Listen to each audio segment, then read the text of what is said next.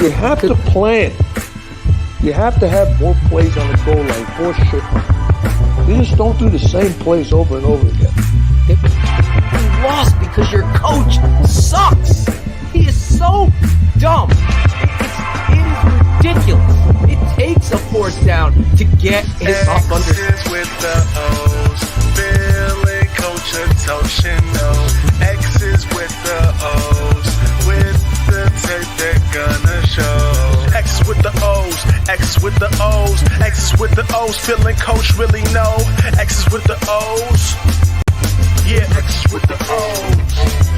X's with the O's, We're going to take 5 plays and take down the comments. Alright, you gotta look at this. X's with the O's, X's with the O's, X's with the O's, feeling Coach really know. X's with the O's, yeah, X's with the O's. Yeah, welcome to the show. X's with the O's, father and son. Pops used to coach, Phil used to run. He'll burn you like toast. Determination in the heart, football in the soul. Breaking down the tape, keep you on your toes. Smash mouth up the gut, watch close like the front row. Blue 30, yay, hut. 3-step drop, can't rely on the punt. Scoop blocking, hard knocks like instrumentals. Coach O preaching footwork and fundamentals. If the O-line blocks hit the second level, dedication to the game is all mental. Dash pass of the outside zone. Got a max protect, blocks feel right at home. Trolls in the blog, boys leave your cleats at home, cause this is our red zone. Yeah, X's with the O's, feeling Coach Ottochian. X's with the O's, with the tape they're gonna show. X's with the O's, X's with the O's, X's with the O's, feeling Coach really know. X's with the O's, yeah, X's with the O's. X's with the O's, feeling Coach Ottochian. X's with the O's, with the tape they're gonna show. X's with the O's, X's with the O's, X's with the O's, feeling Coach really know. What's up, everybody? On a Saturday afternoon here in the States, or wherever you are, it could be Saturday night over in England. You never know what time it is anywhere. At least I don't know, but I'm excited today because I had the internet company out here this morning. One of the heads, honchos, came here. Tom, I got to shout him out, who, guess what? He's a Bears fan, and he doesn't know about TTNL. Well, now he knows. But he helped out. So there might, if something transpires, because they're going to do maintenance on the line, they just don't know what time. So if you lose me, Berlissimo and my father will continue the show without me. But right now we're good.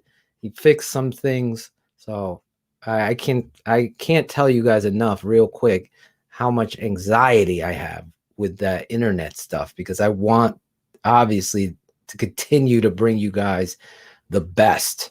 Now, speaking of the best, we're going to get into our last 2 offensive tackles before the draft, which, yes, is this Thursday. It's everything we've been waiting for and more. So, but I was just saying, the best offensive guru I've been around in my life is right here, my father. Let's bring him out in the TTNL way. He kind of gets embarrassed by this, but I love this intro every time. Bears fans, honestly, at this point, this guy doesn't even need an introduction. But guess what? We're giving him one anyway. Keeping it 100. Ladies and gentlemen, football is a game about what? That's right, determination. Determined by determination. A Brooklyn, New York native, this guy would suit up at Lafayette High School under the esteemed tutelage of head coach Sam Rutigliano. One time, baby. One time. One time. From there, he would head east to Mississippi Junior College, and then on to the Cornhuskers of Nebraska. And here are the Nebraska Cornhuskers romping into Memorial Stadium. Before settling at Trinity of Texas, where he was a starter for 3 straight seasons and became an All-American offensive guard. You still have some left in the tank, Coach? We need some offensive line help here in Chicago. After his playing days, this guy really made a name for himself at Lyman Hall, coaching the sport and the kids he loved in the stadium that now bears his name. Phil Ottochian. Bears fans, TTNL fans, football fans, get up out your seats and give it up for a guy so damn good, he made a junior version of himself. They're running Patterson on a toss sweep gimmick. This is a coach that has no concept. We are honored to introduce the former Walter Camp Coach of the Year, the Walter Camp Hall of Famer, the Connecticut Hall of Fame coach. He's our coach. You got to load up on him or you go backwards. He's Philip Ottochian Sr. There he is. Yeah, I love it. How You are like that, huh? I like it too. I love the drum line. I agree with Berlissimo, who's producing today. We're going to bring him in a minute, but you deserve that intro, Dad. You've given your life towards this game of football, and I talked to Coach George DeLeon this week, and he just wants to come on to spread the love of the game. The patrons, we had them on this week, and we did a mock draft with them all, and they were prepared. They were on it, and they would tell us, what's your favorite show? And a lot of them were like, definitely X's with the O's. I know one of them is in here, Jason Fajardo. He's in here. He was on the show with us picking, and he had so many great things. And I've gotten so many DMs and texts and emails about how much people are learning from you, Dad. So your love of this game hasn't ended there. You're still teaching people. So, and it's nice. It's nice. It's a nice thought, and it makes me very happy that I'm helping people. But I have a great knowledge for the game, but there are so many people just like me, and even better, believe me. Oh, I know. There's always somebody better than somebody, but the reality is you're our coach here. That's why I got to keep it 100 with you, and that's what we do here. And really, our relationship. Like, I got to say this. I've never said it, but Kenneth Davis from the Under Center podcast, Sean Sierra, who came on with us. I talked to Steve Edwards earlier in the week, and they all were saying in unison, and I'm sure a lot of you guys, and George and Shane will say it too, like, to see father and son together loving the game of football, but then on top with the Chicago Bears and analysis. It's not like you're on here as a gimmick. You're on here because you know your shit. And obviously that's really, I'm enjoying it because now you're 80 years old. I hate to be morbid, but life is so precious. You never know what's going to happen with COVID, the whole nine. So for us to be able to do this and break down the game that you brought to me is so much fun. It's so much fun to have you. It's fun for me too. Thanks, Bill. I'm telling you the truth. I know. Yeah, it's great. Don't get emotional. No, I'm not. I'm just telling you. Anyway, I wanted to get that off the table. I want to bring in George Bayless, a.k.a. Berlissimo. I hardly ever know him as George. There he is. Yes.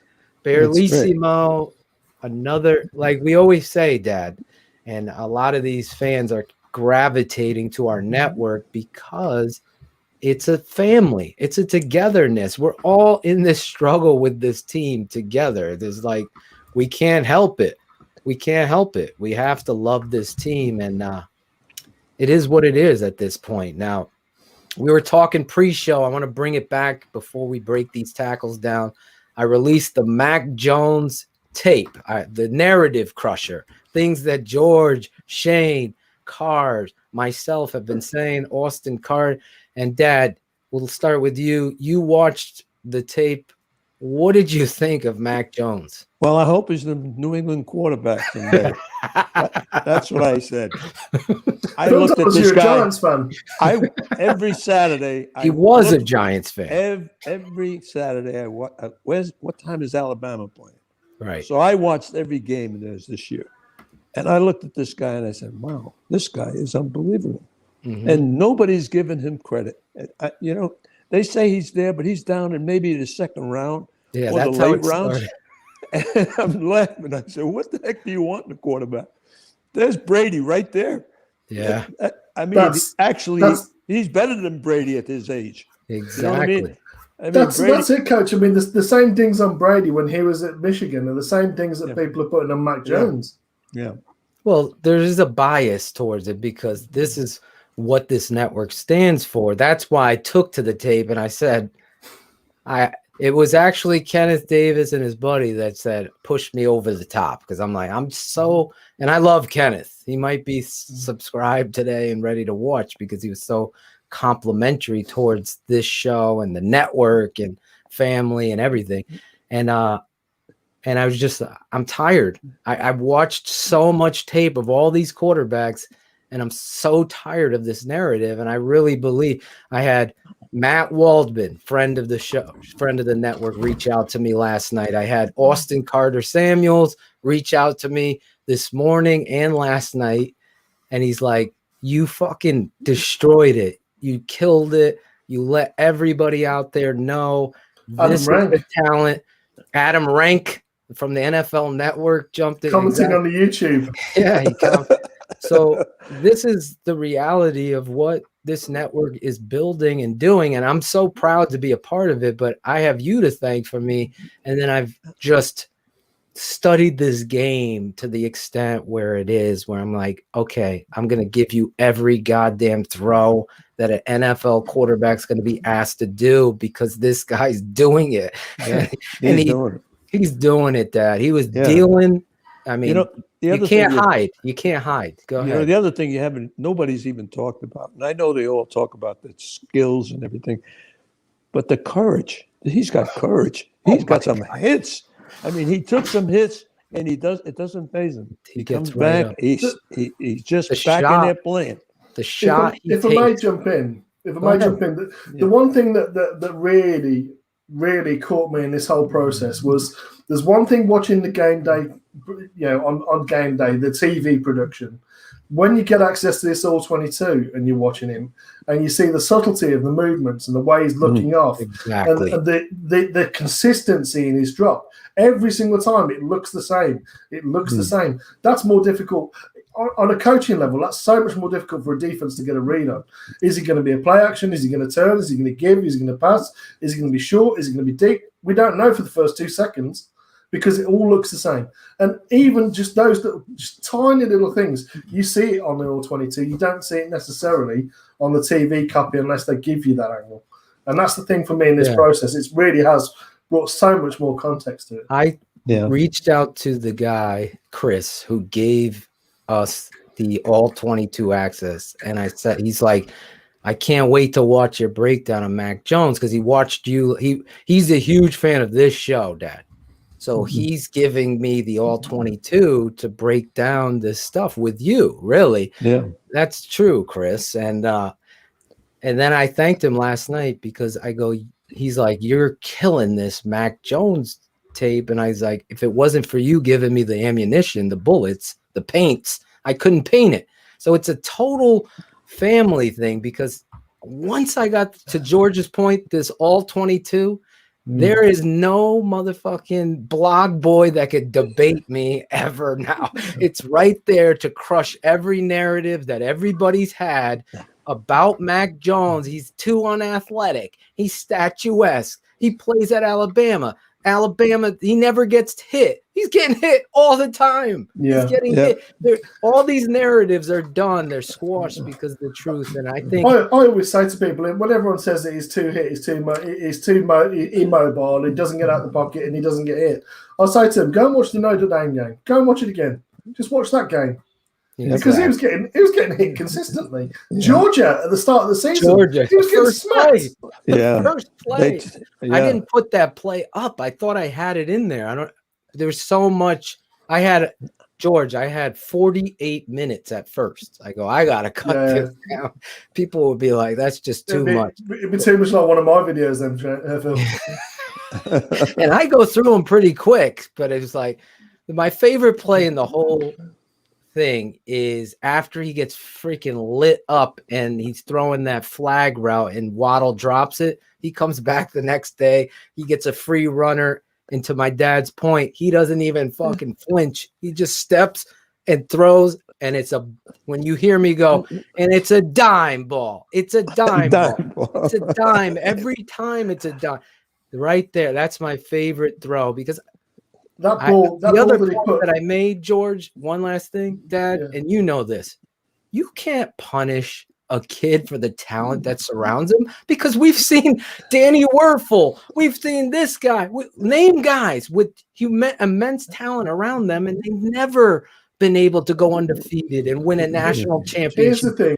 I've never seen such bias against a player. If you're going to punish a kid for playing, if you're going to punish someone for playing with good players, what are you going to do for all the quarterbacks that play with guys that are sub-average?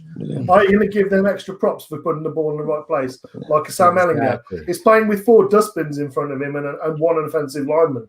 The guys that he's throwing the ball to are dropping it, and it's like, do we give him leeway or are we giving him a hard time? They're getting tired of hearing about Alabama and the Southeastern Conference and the Big Ten is against them and the Atlantic Coast Conference and the Pac-12. Everybody, the Pac-12 and the used to be the Big 8, the Big 12. Big 12 now. Right, Big 12. Sarkisian needs a head coach job in the NFL. His offense is very good down there in Bama.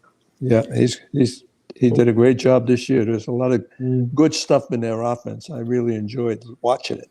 Yeah, I like their formations. They're a lot of they're tight and they expand.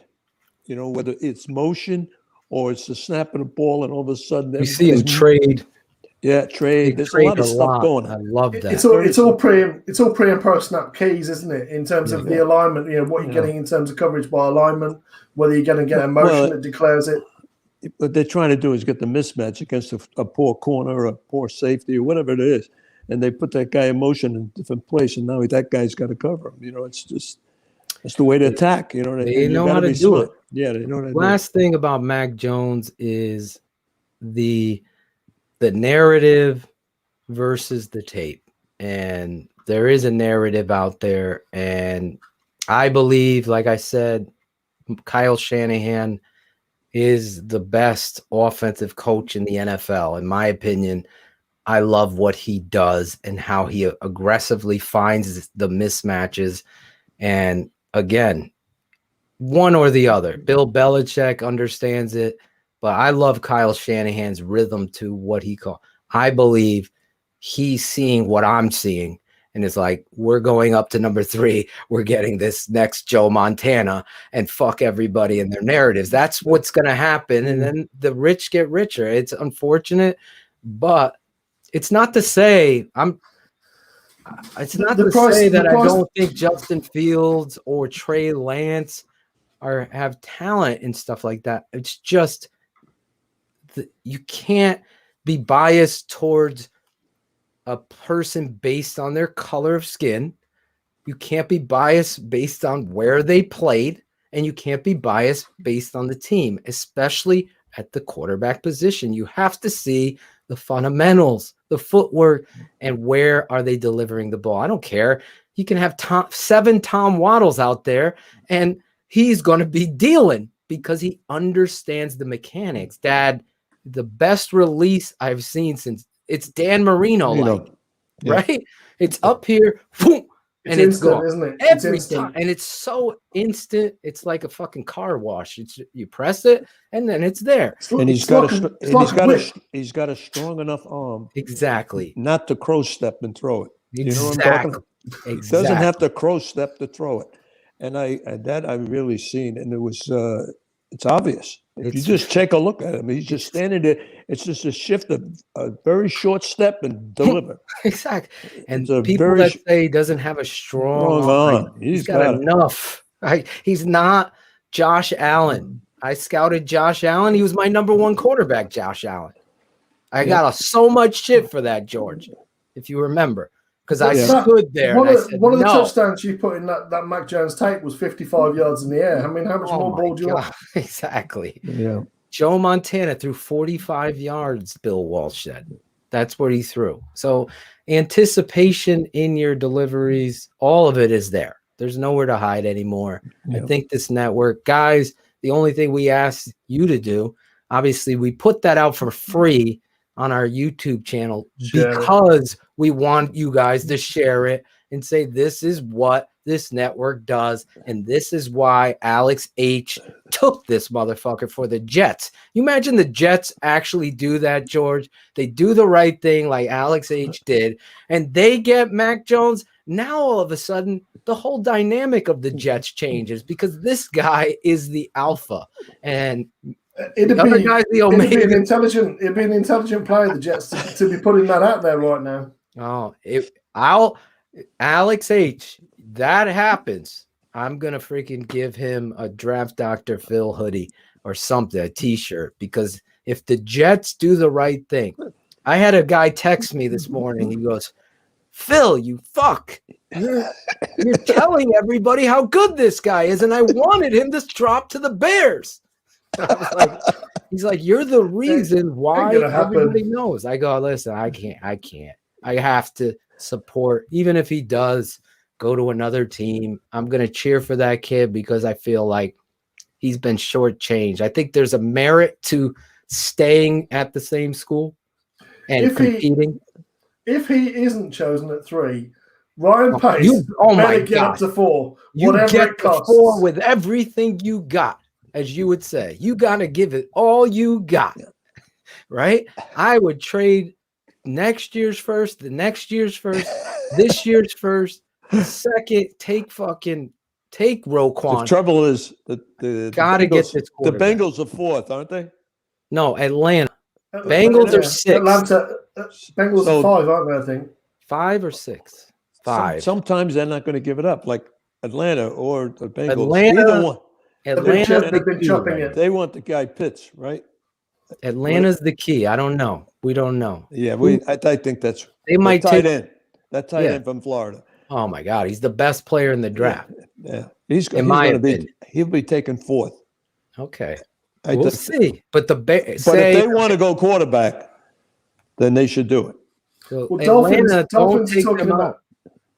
talking about shipping their pick that they got from the Eagles. That's the 6th.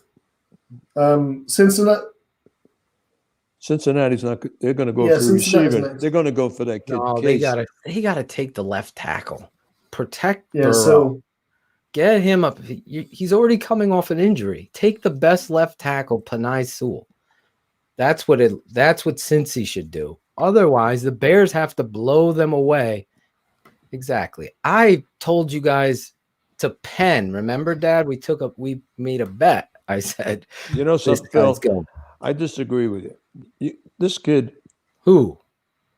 I disagree with you with the taking a tackle right now because there's goddamn you got a list of. I didn't know what you disagreed with me, but I want to hear it.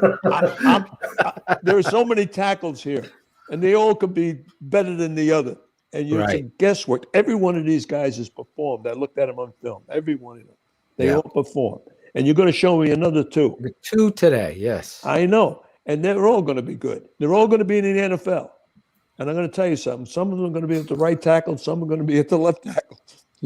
So it's where they need them. So but then you get a kid like this. This kid's not only a great player, he's a Hall of Famer. Yeah. And when you have a Hall of Famer, generational talent, you got to get that guy. You got to get that guy. I agree. the Dallas Cowboys want to trade up to get him. It's going to be number 4 pick is Atlanta. They got what's his name? Matty Ice Cubes over there. So are they going to stay with him? They could take a quarterback too. Or do they take the tight end there for Matty Ice Cubes? Yeah. He's somebody that's more than a tight end though. I watched one play on this guy. I wish I had the highlight. He's got 2 guys on him. He jumps up one arm. The 2 from last week. The 2 from last week. It helps to have a Carl Pitts. That's what we said on the Carl Trask tape from last week. Yeah, he's just That's incredible, right, George. Well, anyway. Two consecutive plays, coach, back to back. The one was a toe tap in the corner of the end zone. The other one was one-handed behind his back with 2 people on him. Fantastic. He's Randy Moss as a tight end at 6'4", 260 pounds, ran a 4.44. Randy Moss makes Vernon Davies. And he had 43-inch vert. So at 6'4", 260, that's over the backboard. 43 inches. 11 and some feet. Oh, Maron. That's unbelievable. Yeah. But today, obviously, we got all that out. Hopefully, you guys, please share the Tape Never Lies, the Mac Jones. If you're just tuning in, we were just talking about how we released that. You guys are family, obviously, so we need you. We need you guys to go to share the tape. Here's our first guy here. There he is, Spencer Brown.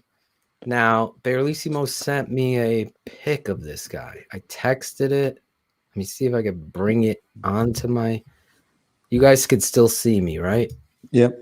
Okay, hold on. Let me put this on my desktop and see if I can pull it up just to start this, because I think it's very important. You talk about a body transformation. Body transformation. So we're going to look at him as a freshman versus, and I hope this works. Hold on, guys. Bear with me. George had his camera. He could probably show you that. Yeah, but it's not letting me. It's saving as a different file, George. Yeah, George. Here we go. Bring it up. There you go. Let me isolate on you, George. Perfect. So there he is, 6'9", 230-pound freshman coming in. Squat 315, clean 225. Now look at the body. They look like cousins. Right? 6'9", 317. Meet my country cousin. 500-pound bench, 600-pound squat, 350 clean. This is Spencer Brown. That was perfect. Thanks, buddy. Thank you, George. That was the perfect to start this. Now, I could pause this anytime, guys, you want me to. He's playing right tackle at Northern Iowa. Again, this is the all-22 tape, so we're going to see it from behind. But I put this one up because I want you to see he's aggressive through the block here. So we're going to see it from behind. There he is. I circled it. Slight tell on the pull there. Look at him. Very good point, George. He's telling you that he's pulling based on his stance. That's what George is telling you. See him here? See his ass is towards his left foot. Now he comes high, and then he goes in there. He doesn't really do anything, but I wanted you to see his movement. This is the first play of the game, and he's moving inside. But for a big guy at 6'9", he's got movement. Here he is at right tackle. Again, he lacks a lot of polish and technique. He opens up that inside. Talk about this, you two. Watch. They hold hands here because they're playing at North Dakota State in their dome, and it's loud. It's loud. So they're holding hands to know when the ball is snapped. Yeah, the guard's got a better look at it. Exactly. So you see how he gets over his feet, and that opens the door there. One more time. Yeah, he doesn't stay square in his set. That's where he goes wrong. Exactly. When he's coming back on his set, even if you're widening on your set, you still got to keep your shoulders and your hips to start with. Keep them square because if they cut inside you, you're done. Right there when you broke that down, when he was broken down, you look like a linebacker more than an offensive tackle. Exactly. What he's got to do is bring his hands up. See where his hands are? They're down. This happens a lot, Dad. You're going to see a lot of grabbing and then throwing. Like, there's no questioning, guys, his what George was talking about last week, his immense talent. The one thing I would say is when we've watched this tape is people need to go and watch him at the Senior Bowl because he had a week of NFL coaching and he cleaned a lot of this up inside of a week in terms of his his hand positioning, not turning on the actual kick slide. I do have some Senior Bowl tape here.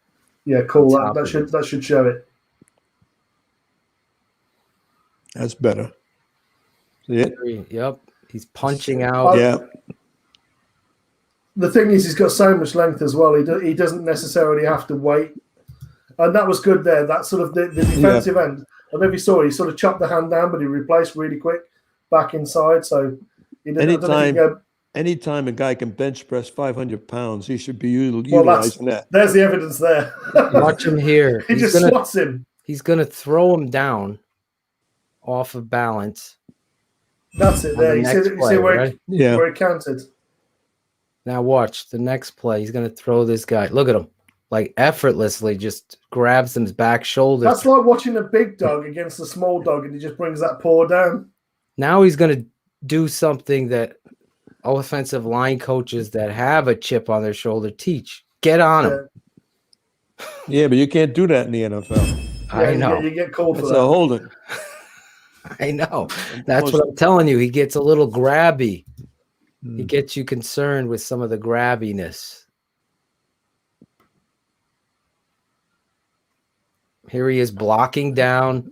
Yeah, I just want to see him keep his shoulders a bit lower there, a little bit too high. But I mean, the waist level was good. He carries the bend in his leg is good. He just needs to keep his shoulders down a little bit, get his hands out, and he needs to press there. Here he is. Look he does a great job. What you're talking about, Dad. Now he gets his hands on him. Yeah, you can see he controls him. But then he opens the door again in technique. See how he gets overset. Yeah, he keeps staying with him. Leaves his arms out too straight. That's the problem. Exactly. He's not resetting. Just reset right there and control. Swing that ass. Know where you're going. Keep punching. Yeah. I mean, bear in mind this, guys. This is FCS level coaching. So I mean, he doesn't have the same level of coaching as Dylan Redun's. Although they're at the same level, I think the coaches in North Dakota State have got a bit more of a reputation for putting out linemen. Yeah, they do. Trust me. They're very well coached. But although Northern Iowa is not poorly coached, this kid is just so tall. 6'9". They say 6'8.5". He's got so much potential. But to George's point, when he gets to the Senior his feet Bowl, for a Big Mac are really quick. Look at him. Yeah, that's a great job there. He's got great feet. You know he's got great size. It's a nice body position there as well, isn't it, Coach? He's just enough to sort of wall him off and absorb him and just keep him where he is. And of course, you're seeing the RPO here. I think this is definitely that sort of turn in the kick slide. That looks like it's a coaching point on this team because the left tackle is doing it as well. Exactly. They're like shuffling back. They're not kick stepping back, focused. They're turning almost in their protection. So to see how he grabs here, this is what I put it up on purpose for you to see. He grabs, he throws down. That's the guy sort of half spins on him, so I can kind of. Oh yeah, he sort of half spins, but he does it just slamming to the ground. I put it on there 3 times. There's nothing wrong with that. There's nothing wrong with that one. He took his right hand and pushed him that way. So here again, he oversets and then allows pressure inside. You're going to see it again. Yeah, once this is a coaching see how point, he shuffles. He went right back. What you got to do is. I'm going to pause it there. You can talk about it. This is because his left foot is turned 10-2, isn't it? He's turned to face, and that's the reason why. If he keeps that foot pointing towards the line of scrimmage, like a post foot, it's much more difficult then to come back inside without you being able to mirror. When you turn towards, if they do get that inside hand down, it's much easier to get back inside, and it kind of shows for me. But, Coach, what's your thoughts? My thought is that you always step the inside foot to protect the B gap. So that's your first step. Then you can shuffle back because that's to protect that particular guy going on that slant move. So right now his body should be right on that hash mark. That's where he should be. If you took an inside step first, exactly to protect the gap, because that's his problem. Yeah, if the protection's called one way, you have to follow it, even if the guy's going outside. You just wait for him. Exactly. He turns out he should step and cover. If you can go back as well, Phil. It's a very short jab step. Yep. It's a very short jab step that you have to take.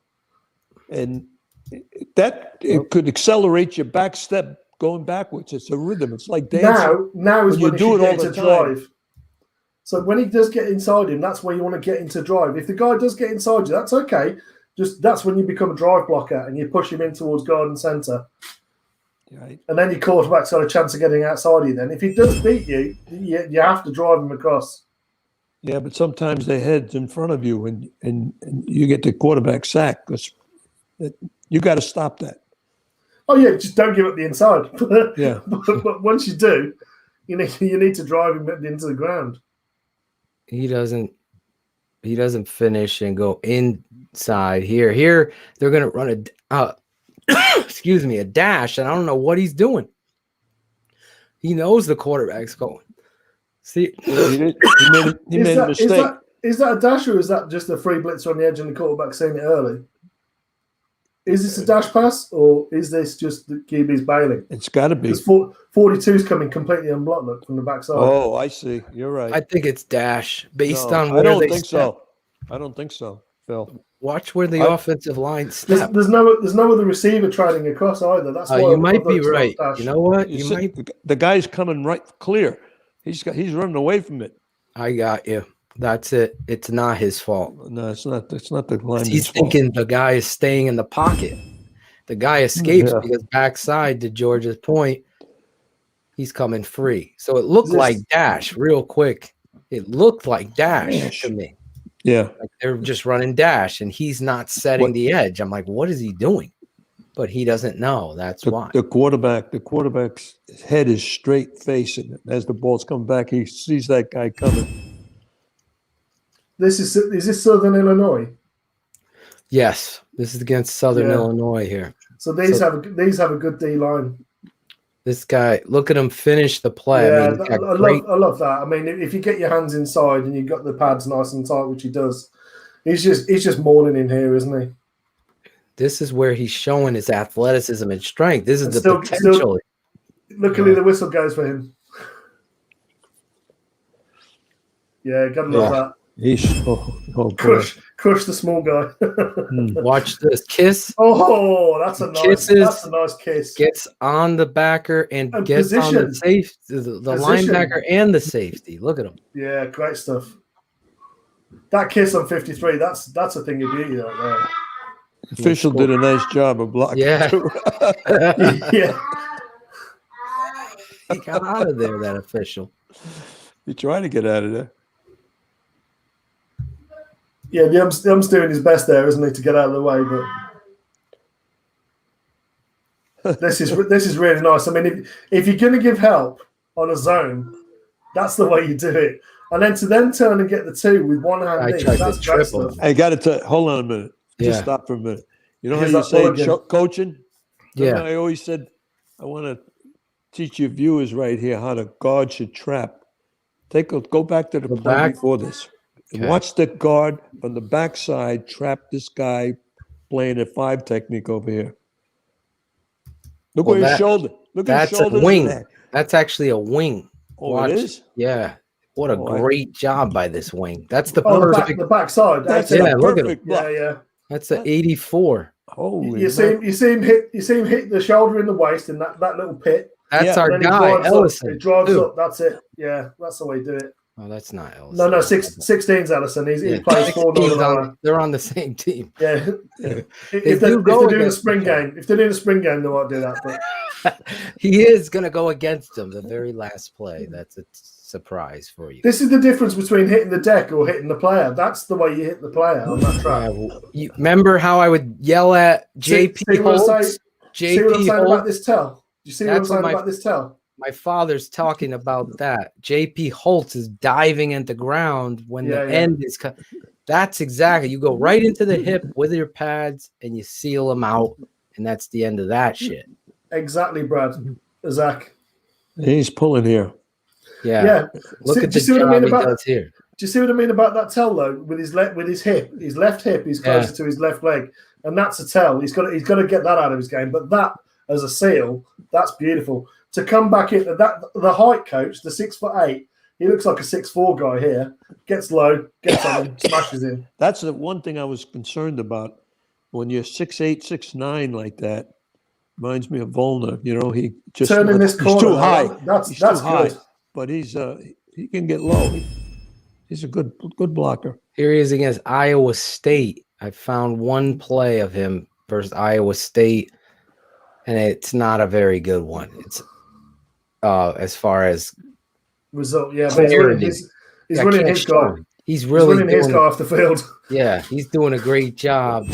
I was just trying to give you that look. Here he is against. That's a nice drive. And see the hand usage. See the left hand. He counters. He gets inside. This guy does a great job, the defender, and then he shows you. That's the Akeem Hicks lever. Look at this. Under the elbow. So they're both even right there, George and my dad. Now watch what he does. This is the talent that this guy has. Look, he stands him up, puts him down. He counters like a freaking kung fu. He gets over the top onto that elbow, knocks him. See? Yeah. I love that. He puts his hand on his elbow and just drives his ass. He's so strong. There's so much clay. That's that 500-pound bench press. Oh yeah. Watch this. Down block. That's slanting away. That is such a hard block for a tackle. Yeah, because this D lineman's going into he's slanting away and he gets it. That's what you said, Dad. He pushed him all the way down. Guys, that's a really good that's a really good play. Oh, it's a great play. 6'8". You're giving me that kind of effort. I can't tell you how hard a block that is to make, and he makes it. You know what? We saw this play with Jason Spriggs against the Saints. That's sealed down, Remember, he sealed down? Yep. And that's exactly what you're supposed to do. Good job by the tight end, too. But it makes 74, it makes that pulling guard blocks a lot easier. Here he is at the Senior Bowl, Dad. He's going up against a nice prospect. Start it back again. You see his left foot is pointing more towards the line of scrimmage. I want to see if he protects the inside first. What is the jab step to the inside? They taught him that. I'm going to pause right here. You ready? Yeah. Let's watch it. Yep. Watch his left foot. Yep. It's so much better. Look at that's LSU he's against as well, isn't it?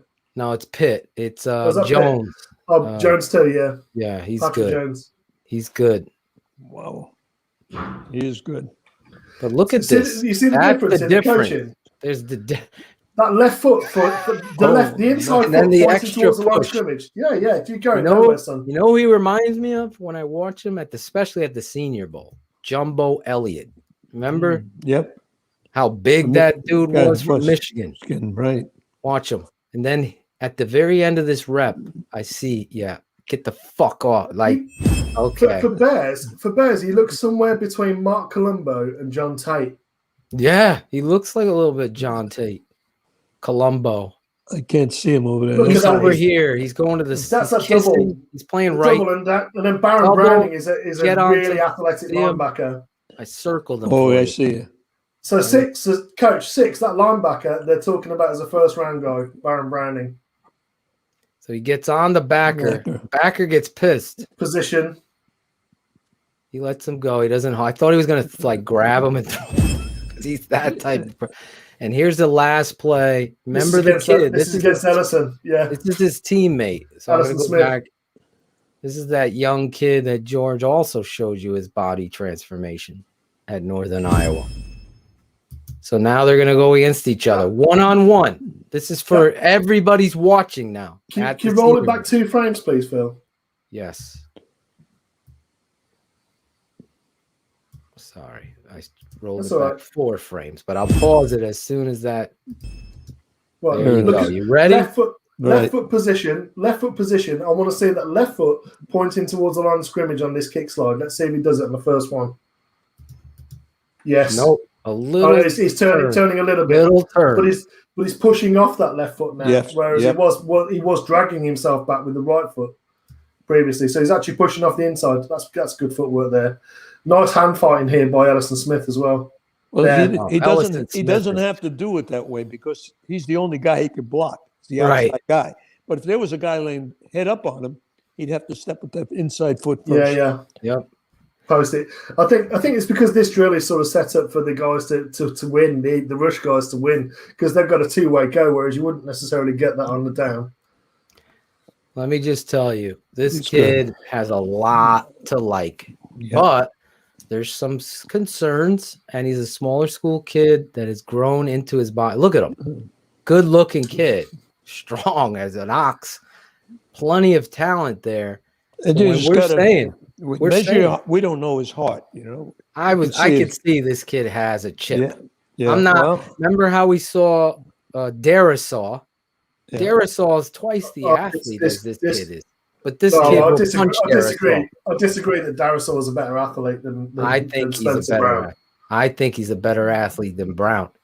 But Brown is not no slouch. no slouch. I just think Darisaw could go play power forward. Like, he's that talented of an athlete.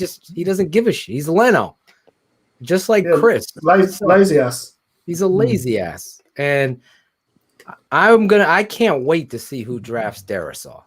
If that's Ryan Pace, I'm gonna fucking go to Hallis Hall and bitch slap him. We're gonna replace Leno. We're gonna replace Leno with Leno. Okay. He's really he's got great get off, George. Yeah, we're gonna replace Leno with Lamo. Exactly. That was Spencer Brown, Northern Iowa, 6'9". George, bring up that picture again one more time. Put it up at the camera. Freshman year, he looked like Leno at Boise State. There we go. Freshman year to his varsity senior year. He put on, let me do quick math, 70 plus 17. 87 pounds. There you beat me, George. I was showing off my math skills. 87 pounds. I used to work in stockbroking, Phil. He put almost 300 pounds of ability to squat and 350-pound clean. That's just ridiculous. So his strength shows up. That's good. His strength shows up on the film. That bench number for someone who's got long arms, because he's got really long arms, that bench hide is ridiculous. Yeah, it's harder. It's harder. Absolutely. To bench. Yeah. Absolutely. And the other thing is, don't forget that 600-pound squat. Sorry, those long legs. This comment just made me laugh. Alex. That's exactly it. The super walrus. I don't know. We're all gonna be. There's my boy, Cool Kennedy, in the house. Yeah. Cool Kennedy does the song, Dad. We haven't had you meet him yet. Yeah. He's the one X's with the O's. Oh, is that right? He produced the song. He's my boy. Okay. Yeah. We're gonna bring him to the beach if he gets out here to Connecticut. Should we to the beach? Yeah, we're gonna bring him to your beach. Should we look at some left tackle? Maron. Absolutely. Hey, Angelo. There we go. With George is taking over the control. So I cut Spencer Brown. George has produced now Austin Vera Tucker. He's going to do a lot of this live, as we do on this network. But there was a lot of stuff going on this week, as you guys know, heading up to the draft. Here we go. Playing left tackle, right, George? Or is he right? He is. He's left tackle. So in terms of things to like, okay. So what I don't like is it's not much of a push off that right leg to kick slide back, but the position with that slight toe movement, he's not getting his full weight on that left foot. Mm-hmm. So that's good because he's staying light. See how his foot's staying square to the line of scrimmage. His hands up, good hand position. Just giving a little playing bit. Utah State here. This is Arizona State. Arizona State. Wow, they look. Yeah. Arizona State. And in terms of effort, carrying it on downfield, still staying in contact. Sort of 4 or 5 yards later, he does get a little bit. For me, he does look a little like he gets a little bit gassed. I mean, that to me. This is the guy right here, number 75, Austin Elijah Vera Tucker. I would keep calling him Austin for some reason. Okay, so when the goal goes down and your running back is still running, you need to start turning, looking for someone to eat. So you need to start turning back inside, looking for someone to smash, because your boy is still giving effort, and you're sat there giving it a Charles Leno. Yeah, we'll point for a first down. Yeah, well, it doesn't really cut it, but he is clapping. He is clapping on that. Is he playing left tackle all the way? Yeah. He's here, coach. He's here. There he is. So in terms of the position, that light left foot is kind of a bit of a full step there. See it pulling inside, but he's guessing on an outside move because he needs to get out in front of this guy. Of the screen. Yeah, he needs to. What he should be doing, though, for me, is just trying to get this edge, which he doesn't quite do, but his hand position there is good. He's getting the hand fighting. Now he's got a chance to swing his hips around, but he just doesn't quite do it. Well, I disagree with the block entirely with that kind of block. You want to come straight back and let the defensive end come straight towards you, and that guy's got a better chance of making a play. Exactly. Because now he's got the inside he's got out. further to go. Yeah, he gave him the direction of where the play's going. Yep. I see exactly what you're saying. So the design of this block not very good. It's not very good. Nope. But this is the why part the coach is fired. This is the part for me. They got a new coach there at USC, right? So on tape, this is the part that I'm not particularly happy with because he's just sort of watching his guy go downfield. You know, several of the other linemen are picking themselves up and trying to get work. You know, you see number 72 there. 72 is working to get down there and get in the pile. 75 is just sat watching. And I'm watching him walk. And one thing I've learned in my life, and maybe it was my dad who taught me this, but when linemen's feet go like this and they walk like a duck, then I start to worry about their athleticism. Yeah. So I was watching him walk and his feet. Now, there's been a few players that have proven me wrong. I'm like, oh, boy, he's got duck feet. And they've been able to adapt and really play well. So, but that's a warning. That's a flag for me, watching him walk on this day. Because I haven't seen this game, Arizona State. Go ahead. So again, I don't particularly like in the back pedal that his weight is going back. His weight is behind his feet. Yep. So I don't like that. You're right, George. You're all right, George. Yes. But his hand, so hand placement, nice. It's inside on the shoulder, getting control. Now his right hand should come down to that inside hip and then start driving. It's not. You see, it's too high. He's got it on the shoulder. Yeah.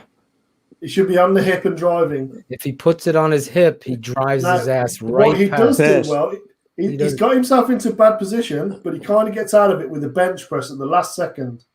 You see him press his man to the ground. Nice. So he has the strength. But he created a problem. Yeah, exactly. In his fundamentals. Right. Exactly. And that's the problem. Those two bits for me is firstly, again, and I think some of this is athleticism, it's a lack of athleticism on his part, is that he's kind of getting his weight back. That looks like Charles Leno to me. Oh, yeah. You see his weight's all back, his hands are inside. Okay, but that hand placement's nice. That left hand coming up to make the right shoulder. If this guy drove him, he probably would have killed him. You see how 96 has now got the inside of his pad? He needs to swat that hand down and then get the hip. And he doesn't. He never gets control again. Yeah, he's lost position. He's going to get his quarterback killed. But that little press, Khalil Mack strips that ball. Boom. Yeah.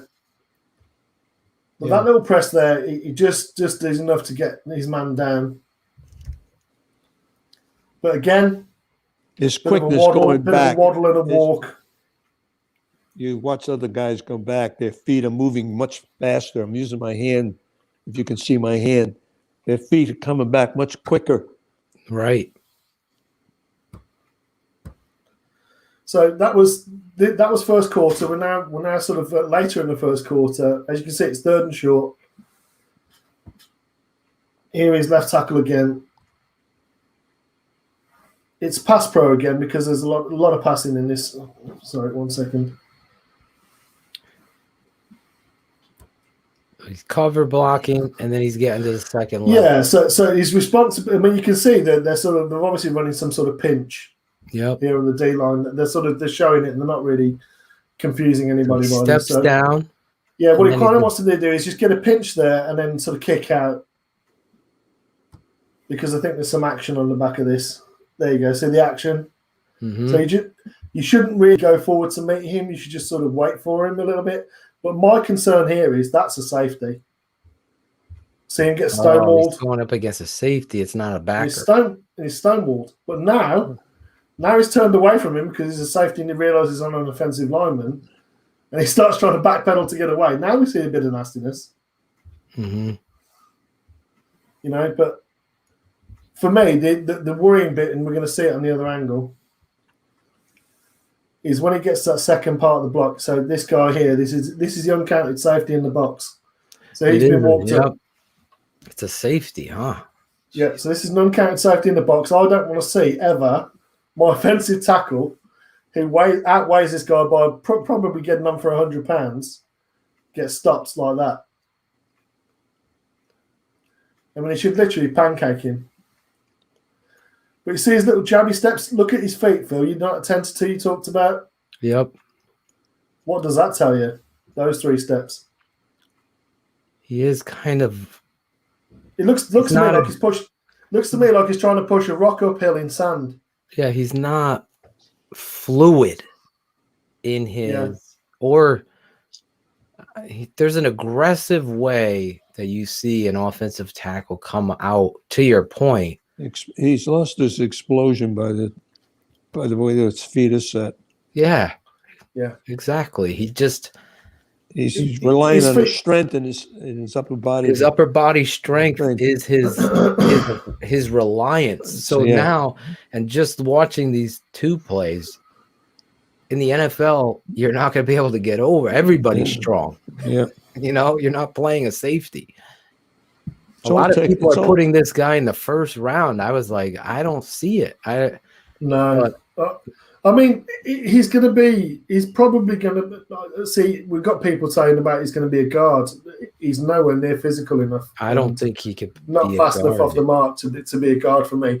He looks to me like a swing tackle or a Leno kind of tackle. If you're going to pass set 40 times a game, which I don't know who you are, but let me just get this out of the way, George. Pause there. Only you got to do is go to StreamYard.com so I could see who you are. But hi, Facebook user, but I really want to know who you are. So do that, accept that, and then we'll be able to see who you are. And Shane won't get mad. But it happens to people. We won't get mad about that, Shane. I'm going to put my father up there and put me down by the comments. I'll control the comments as George Berlissimo across the pond in England has jumped on with us today. Tevin Jenkins, Robert Cook. Yep, we all love Tevin. George has some breaking news at the end of this that he's going to share, I think. Do I? I hope you're not pregnant again. We've been speaking to my wife. What's going on? So, anyway, we see the defensive end. He comes from being over sort of big on big, so a slight inside shade. So it's changing responsibility a little bit. Again, kind of the first thing to move is his hand upwards, not driving forwards. Yeah, and he's so his first move is upwards, not forwards. Yeah. That's a concern. I mean, you know who your guy is. It's this guy to the outside, but it's a position block. And again, see, just a hand to the face is stood him upright. Now he's having to sort of do that arch just to keep position. And this is on a guy that's a lot smaller than he is. Well, this is a good showcase. But now, to see it from behind. Now he drops. He has to drop it because look, 72 has pushed him down. When he gets his weight down, look at the difference. The factor one just stole my point because I see people talking about my boy Robert Cook. Good afternoon, Robert. Yeah, this is what's going to happen. What the factor one is saying, what Pace does in regards to trading up, you're going to give away draft capital. That's why Shane was like, we have to keep that second and third this year so we could build the line if he trades up to get a quarterback, Mac Jones, Justin Fields, whoever. Because that's why Barlissimo, Coach Ottochian Sr., and myself have looked at how many tackles? Mayfield, Jenkins, Eichenberg. Nine, I think. Yeah. 8 or 9. Leatherwood. 8 or 9. Leatherwood. Who did we look at last week, George? Leatherwood. Wood. Leatherwood, Raidens. Reduns from North Dakota. Tevin Jenkins, I did. Guy from Virginia Tech. Darrisaw. Darrisaw. Jenkins. Cosme. We've looked at all these offensive tackles for you guys to be prepared come draft day. You can have your opinions on where you place them. So because I'm in the belief real quick that the Bears are going to try to trade up and get a quarterback. That's what they're going to do. I'm fine with Andy Dalton. I really believe in that football player, but obviously we've said it ad nauseum that you're going to get a year out of that guy, but your goal is to get, job security. They want job security. So they want to get, we're just developing. They want that outlet too. So that's what I think they're going to do. Obviously, we're going to be covering it all live here on the network. I'm going to ask Coach Ottochian a question here. Yeah. What's wrong with this picture here in terms of the angle we're looking at him from in the sky? We're high up in the stands. In terms of his head position versus his head position. One's looking down, one's looking forward. Yeah. So, and again, in terms of things that I don't like to see his numbers on the back of his shirt. If I can see the back of his shirt, his head is too far down. And he's not able to look at what he's going to hit, which is this guy. He should be hitting this guy. If they're going to throw the ball, they should open up. It's an inside. It's going to be an inside. He's got to turn him out. He's going to turn him out. That's all he's got to do. So now he's going up against a guy that's 200 and maybe 25 pounds. We'll guess. Yeah, maybe. This is their outside linebacker. First movement up is up with the hand, not forward.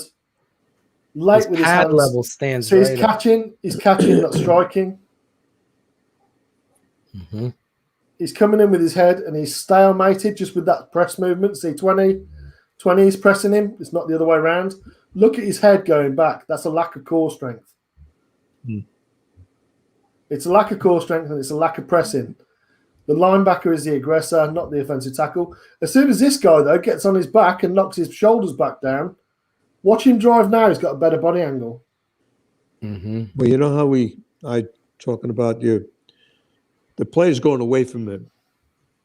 And actually, you're not cutting off here. You're just turning out. You're turning out. So it's a different thing. He's not – and if you're turning out against a linebacker who might have quicker skills than you, he's taking it easy. I don't think there's a problem there. It's if that guy came inside, he'd have a problem if he went aggressively at him. You understand what I'm saying? Yeah. I get it. So, I see what you're saying too. It's not throwing caution in the wind there. Yeah. I don't want to penalize the guy, but I see some good things from this guy too. Go ahead.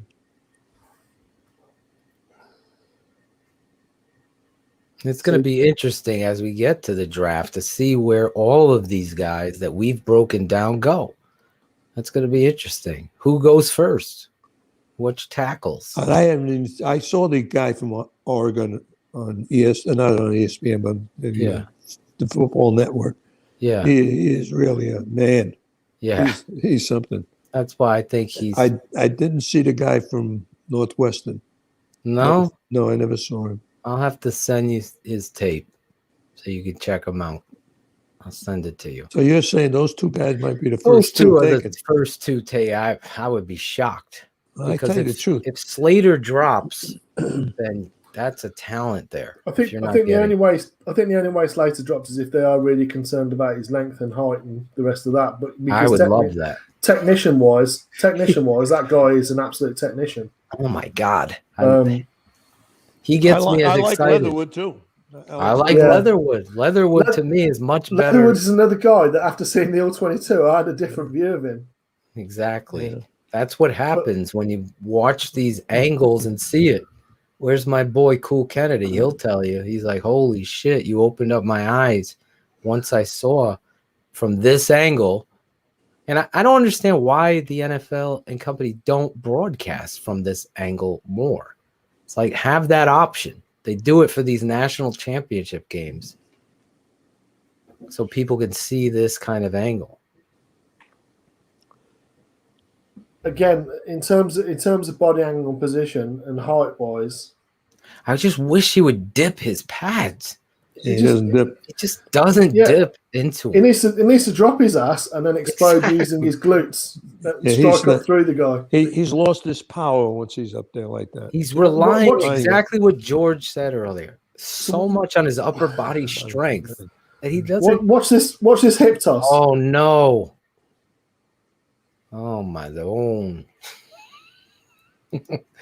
And he just punches him like, that's a guy. Well, you're outweighed by 80 pounds. He's standing straight up. That dude just beat Coach, you. He embarrassed. That was fourth and short. Oh my That Lord! play. Give it to him, Angelo. And we have some better plays because I don't want to make it seem like I'm just nailing the guy, because at the end of the day he does have some ability, but there are some things that for me are just that's how you study tape. You want to see the good and the bad and go from there. And then sometimes, like Mac Jones, I'm looking for bad. I'm looking for it, but it's rare. That's why I laugh at some of these draft nicks. Look at him standing way too high for this block. Yeah, to me, that's his hands are on his knees. It looks like he's gassed. To me. But my concern, Coach, is that this is quite clearly supposed to be a zone by the look of it. Because these two guys, he comes to the outside shoulder. He then tries to come onto this guy. It looks like a draw play, right? They just kick it. It's just a... So we've actually got this back. Play it from there first. Go ahead, run it. Yeah, I'll just let it run through. So the back is smart enough. Back is smart enough to see it right away. Oh yeah. I mean, he's a good back. He's a good back. But for me, the problem with this in terms of blocking was he should be going on the backer, right? It's just zoning. Well, to me, he's in an outside line. So if he comes inside, then it's this guy. He's got a chance. That guy's got a chance to make the play. If he cuts it inside, he's got a chance to make the play. He's got to block out. If he stays there, he's got to then kick him out. But he kind of gets caught between the two. He takes a step. Oh yeah, he took a bad step. Now 72 wants to block that guy. So he's got to get around him. Yeah. So at this point, what he should do is half man. So right hand onto the right shoulder to get outside. 72 should go right to the linebacker. Yeah, he should be going off his ass, get to the backer. Yeah, he does. He peels. So he actually peels. But again, job. That's 2-on-1, 62, and 75 on one man. Not a massive amount of push. But the back does a fantastic job here. USC just used to be so well coached on the offensive line. They used to put out offensive linemen every year. Yeah, and backs. Oh yeah. Talk about a program falling. They had. Didn't they get dinged for recruiting?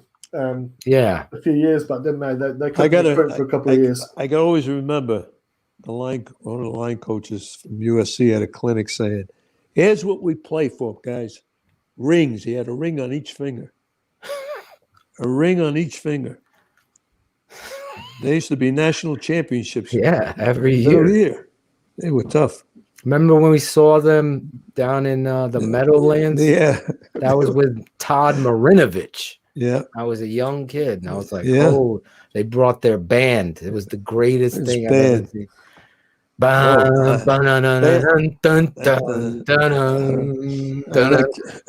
You couldn't even hear You couldn't hear the Syracuse band. Yeah, you Syracuse band. You couldn't even hear. They had like a whole horn section just echoing through the Meadowlands. I was like, oh my god! Talk about it. They're impressive. They're impressive. Yeah, they were. Holy shit! But, so again, back to Vera Tucker. who isn't as impressive? You know, his footwork. I think he's kind of sloppy. Yeah, the body position to me is his body. He should be kind of. He's sitting in a movie theater chair. He should be in the line. You know something? It's kind of. It's more like that. I'm just going to be critical here. Yeah. This is a guy that's like a third-round draft choice, and and everybody's talking about this guy being a number 1 draft. Yeah, I couldn't believe it. No, Coach, he's not. Coach, so his pass set is heel toe, all the way. That's exactly what it is. Heel toe, which I hate. I mean, you've got to drive off this inside leg. Yeah, that's the leg you drive off, and this one just basically steers. It's just literally your toe in the dirt until you make contact. Then you drive. But he's still too high. Guy's 6'4". He's not 6'9". He's 6'4". Look at his look at his butt. Look where his butt is and his shoulder. That's my problem. He's leaning back. It's this big pun. But what I do like, if he was with the Bears, and your defensive end would take him and throw him right into the quarterback. Exactly. Khalil Mack just would ragdoll him. It just he wouldn't know which way to go. He'd probably cry and want to come off at halftime. But what I do like, credit where credit is due. So credit where credit is due. We get like an inside stunt from both of these guys. What you do see is when he comes inside, you see him turn his attention to this guy because he knows that stunt's coming inside. So he's actually picked it up and he's helping out his guard. Right. That is clever. That is good stuff. Yep. That I do like. That shows smarts. No, that's something taught every day.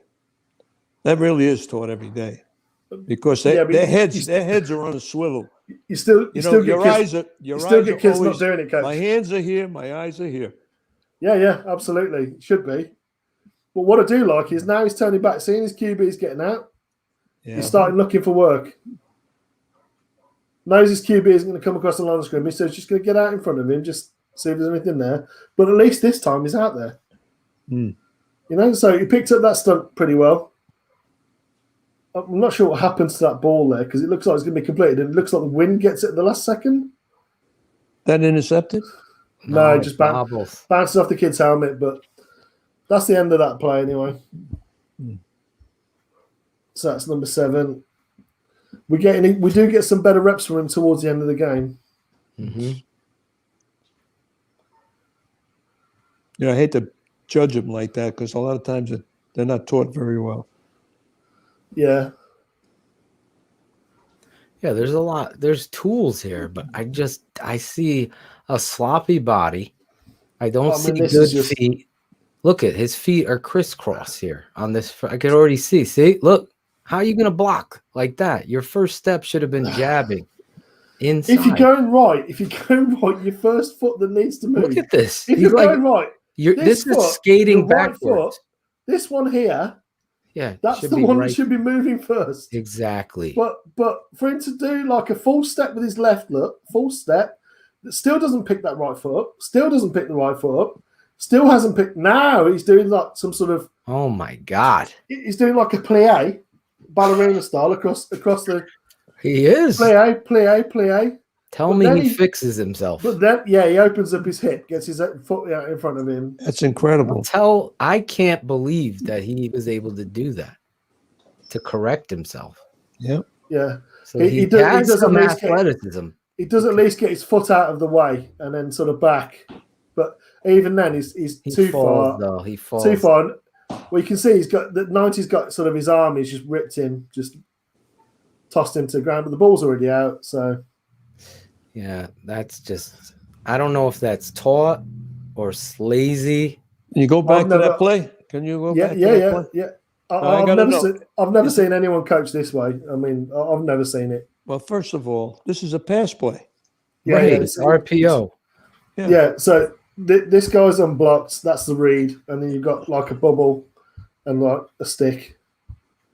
So that's kind of what they're doing. But he's already back on that left foot. I just don't see it that way. I don't see the play doing this. It's crazy. Oh, it's not. The tackle should be covering that guy and blocking him. Right. He should jab with that right foot. And block him. And come back, straight back, even after the fake. And he'll be coming right for the quarterback. I've never seen. I mean, I have never seen a guy cross over step and take that. Coach, I'm wondering if Michael Flatley coaches their offensive line, because that looks like Riverdance. I don't think my dad knows who that is. I don't know who it is either. Michael Flatley is the Lord. You remember Riverdance, the Irish dancing? Oh yeah. With the clogs and stuff, the clog dancing. That's what it kind of looks like to me. It's clog dancing. I don't. I'm with you, Dad. I see a second round, second, third round guy. I laughed. Not for me. For me, I'm.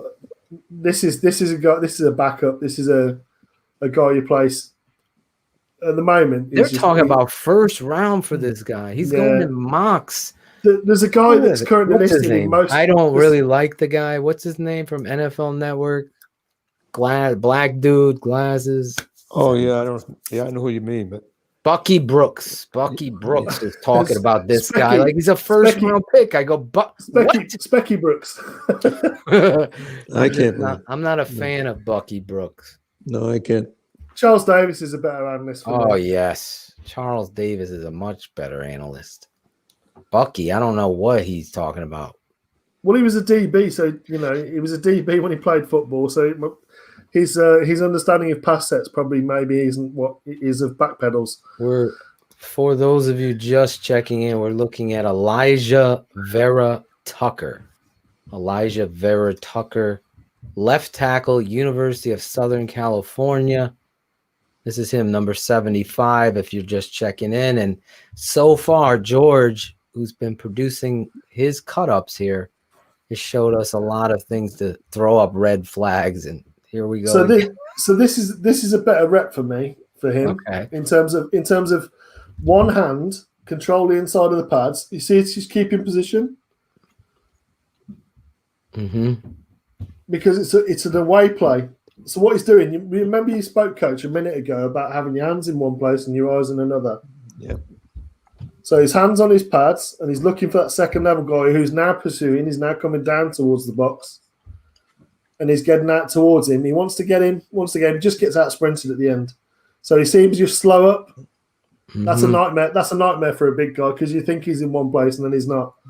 And that's kind of what happens. He just sort of slows up a half step and then goes again, and that's it. It's all over then for 75. But what I do like, to your point, he goes down the field. Control. Yeah, one hand control, eyes to the second level. See him coming, see him pause. Just control, pause. Right, now he's coming down. I let go, and I drive down towards him. So I like that. That's a good rep for me. Mm-hmm. Your thoughts, Coach? Well, he's in the right place. I mean, he did the right thing, but he should be over a little bit more so he can wall that guy off. He's going right up to him, and he's going to lose him anyway. That guy's skill as a corner or a safety is much greater than his. He'll never make the play. He would have to throw his body. He'd have to throw his body for where he is right now. Watch. My criticism is he knows the run's going here, and he's running to where he thinks the guy's going to be, not where the play is. Right. I mean, where he should be running is kind of over where the play is. That's where he should be running. You need him at the crossroads. He tries to run where he is. Always coach to go to the crossroads. Don't go to the man. Go to where the man wants to go. Yeah. Right. But to George's point, get to the intersection. Don't try and jump on it. He's not Lenoing, like just jogging. He made an effort. He's actually downfield. He's right. And he's not on his back, so that's above the Leno. But again, he takes a wrong angle. He doesn't finish his blocks. There's a lot of things. He's got a sloppy body to me. He's strong. Yeah, but his feet. He doesn't look strong in the court. Bucky Brooks tells you, a fan, this is a first round tackle. He said, I don't want to quote him. I'll just paraphrase. You saw Jalen Mayfield from Michigan. He said this kid is a better prospect than Mayfield. No way. What? No. What? Like what tape are you watching? Someone said that to you and you just regurgitated it without doing the work. That's what that said. You know what he's doing? You know what he's doing, Phil? He's got that wedge of agent money in his hand. He's saying, this guy is a much better guy than Jalen Mayfield as he's counting the money he's been handed by the agent. No. You're probably right. That's sad. It's sad. I wonder if I could. Look at that crossover again. He's doing it again. Yeah. Let's not step with the inside foot. I mean, let's just do a bit of river dance. Oh my! Where's my fiddle? I need a fiddle and one of those Irish drums to start doing this with it.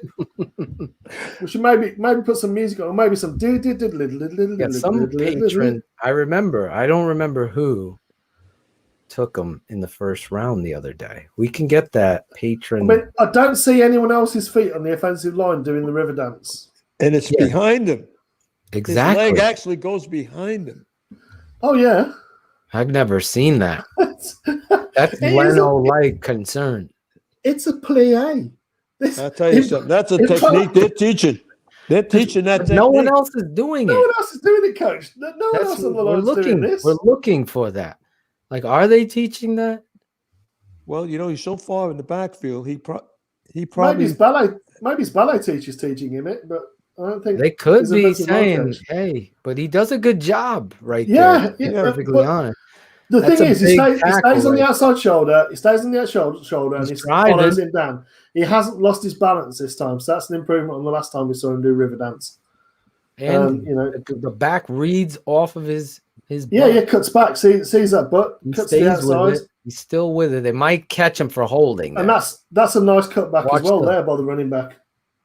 Yeah, they got some talented players at USC at skill position. They got a pretty nice safety there, Phil. Oh my God, that's the one guy I hope the Bears come away with their safety. Dad, I'll have to show you some film on that. Talanoa Hufanga, a Samoan safety. He doesn't time or test well, but he certainly plays the game of football well. Right. So we're down 6 points. We're in the fourth quarter. We've got less than 2 minutes on the clock. And this is, I think, third down. Bring us the Samoan. I'm with you. Yeah, I wonder if I have enough time to do Kellen Mond the video, because I would show you why I say no. I see them talking about Kellen Mond. See, he's not quite as far back on his heels now as he was. He's still heel toe, which I hate. You know, you should be driving off the balls of your feet, not off your heels. But in terms of getting position, he gets his head down at least. He gets his hands down, gets shoulder position, gives his quarterback time to make the throw. Is this that number one kid coming out of high school? That's the quarterback. Yeah, the QB. Yeah. And that's he's got a great release. That's a pretty good ball location there, Phil. It took me 1 second to see his release. I'm like, wait a second. I wasn't even looking at it. Watch. Bring it back, George. Oh, we'll see the backfield in a second. Oh, okay. Watch just play it through. Watch his release, Dad. Boop. Yeah. There it is. Yeah. Just simple, no crow step, over the top. So that's what you guys are seeing, why I was so adamant about Mac Jones in the video, because of this kind of release. That's the same thing. Accurate. Boom. Doesn't matter if it's double. Anyway, we're looking at the left tackle there.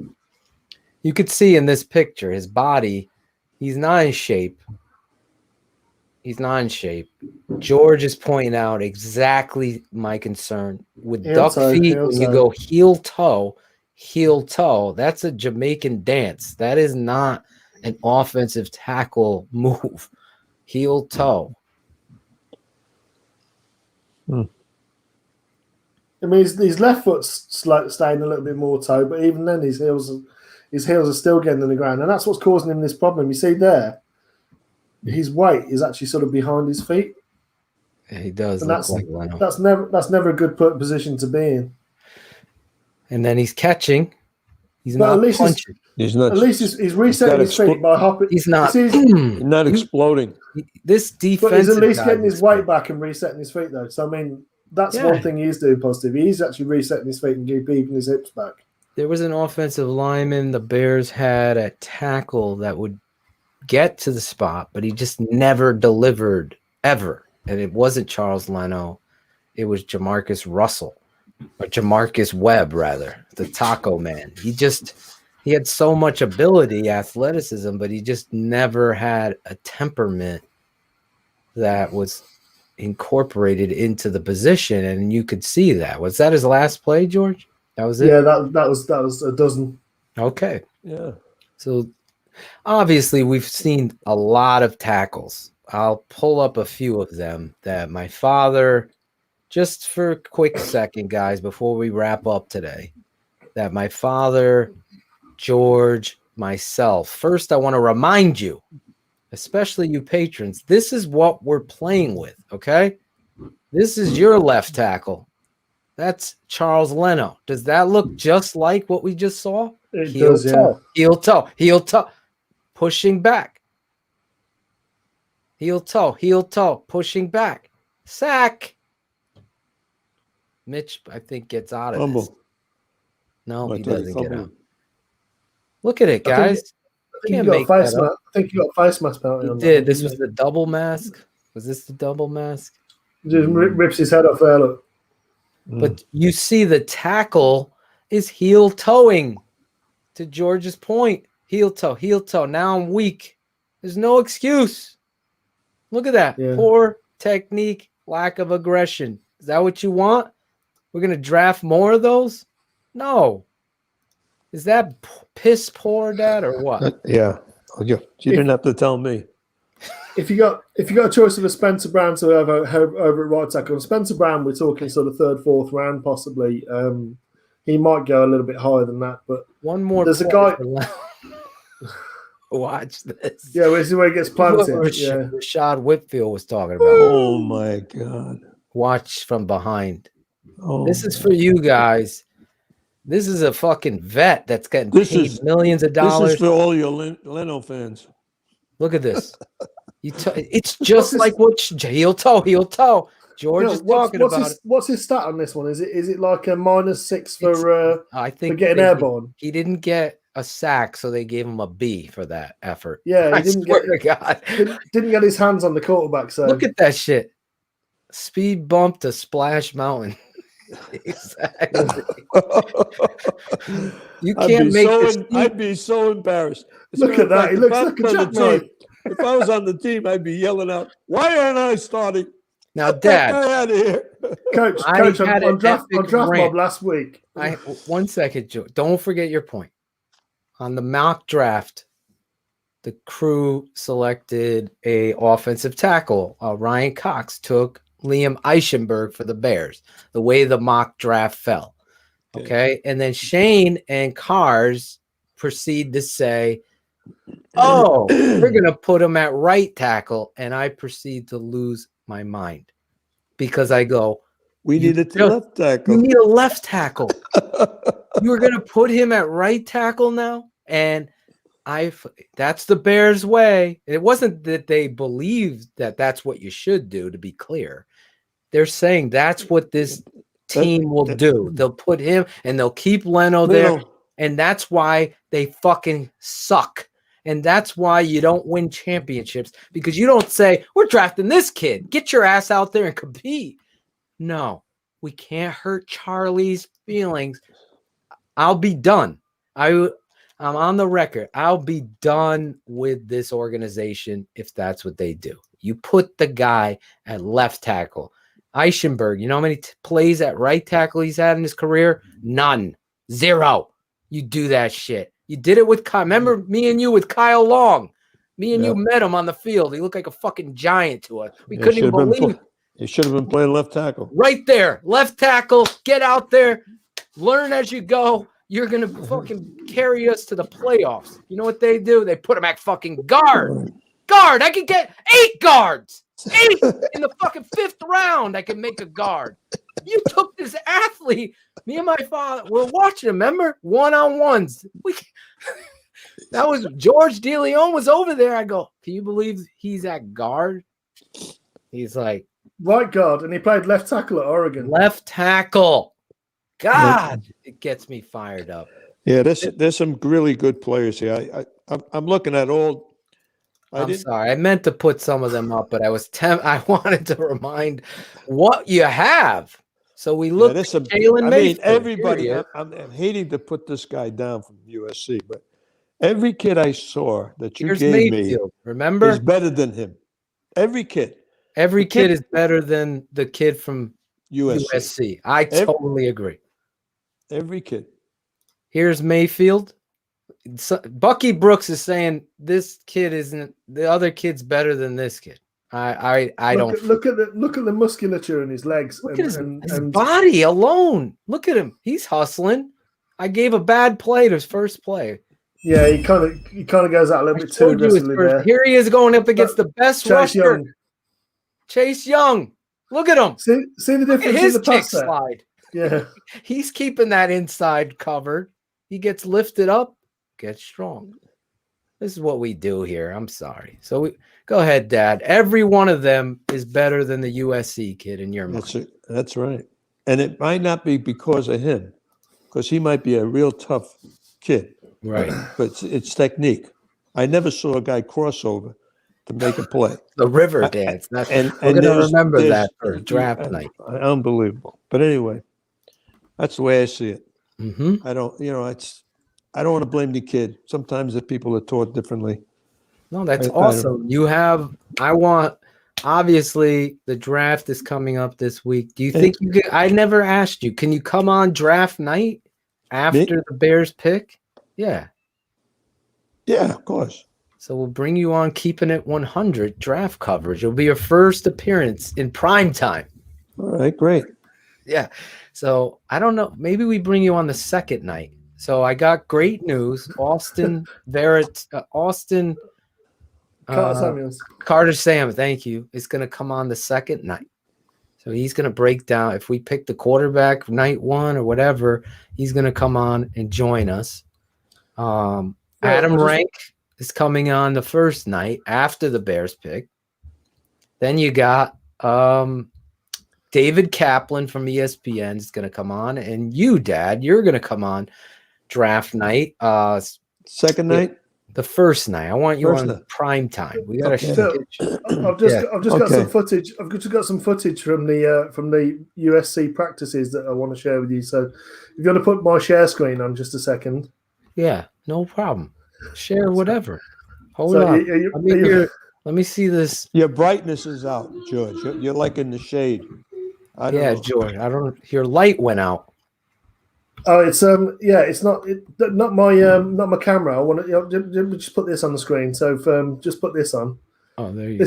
Make it big. There you go. The rivers. Here we see some of the practices. They're doing some pulling techniques at the moment. Look, Coach. There you go. You're silly. Don't let us get a copyright claim on that. But they do look like that. So yes, David Kaplan. We'll wrap this up. We had a great time. I love you, Dad, for coming on here this whole off season. Obviously, we're gonna have you after me, you, George, Shane, breaking down the all 22 of the guys that we drafted on this network. So we're going to be doing that. So we'll have a few more weeks of shows after the draft. Then X's with the O's. How many draft choices do you have? Do we have 8 or 9? We have 3 6th-round picks. 3 6th-round picks. So 3 6, 1st, 2nd, 3rd, 4th. Yeah, 8 probably. George might be right. Whatever it is, someone in the chat. I'll just tell you. I'll get it in a second. All right. Everyone's with me. I'm with you guys. I have Panay Sewell from Oregon, number 1. Then I come with Slater, number 2. Then I have Tevin Jenkins, number 3. And then I have Reduns, my 4th offensive. Yeah, are you gonna make me eat crow now, Phil, by coming out with that? That's what I said. You were gonna 1, 2, breaking 3, news. 5, 6, 7, 8. Yeah, it is 8. 8 picks we have, Dad. So we'll select the ones that, you know, we're not going to make you break down every one, but you'll come on and whatever ones you feel very comfortable with, we'll get you there. Brian Dean checking in. When is George? I'm going to get Coach Ronebold on after the draft because there's going to be a bit of a lull in terms of news and stuff. So we'll look at the 3-4 defense. So we're looking at Eichenberg. We're going to be looking at a bunch of guys. Whoever the Bears draft, we're going to break down the tape to show you, not run with the narrative.